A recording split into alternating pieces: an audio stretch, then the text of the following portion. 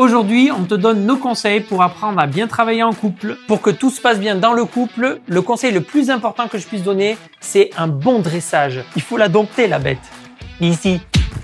La deuxième option, si tu veux éviter de te faire émasculer, c'est celle-ci. Aussi pour qu'il est heureux. Bon allez, plus sérieusement, c'est vrai que quand on veut travailler en couple, même si on s'entend super bien, c'est forcément deux personnalités différentes qui vont devoir apprendre à coopérer. Au début, quand on s'est lancé dans le nettoyage avec Nico, voilà comment je le voyais. Et voilà comment moi, je voyais Steph.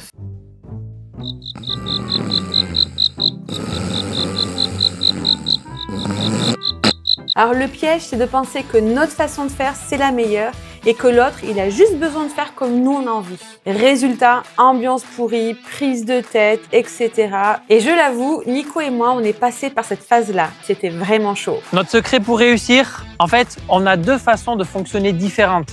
Et au lieu de systématiquement les opposer, on apprend à les unir parce qu'elles sont complémentaires. Eh mais c'est de la poésie que je fais là. Alors c'est vrai, Nico, il apporte beaucoup en termes d'organisation du travail rapide et efficace. En fait, j'apporte tout. Pas du tout. Steph, elle apporte beaucoup dans le soin des détails que moi je néglige sans le vouloir. Disons que je sais que je les néglige, mais je sais que j'ai Steph qui vient derrière moi pour soigner les détails. Voilà la vérité en fait. La bonne complémentarité. Et voilà, il n'y a pas besoin de s'opposer.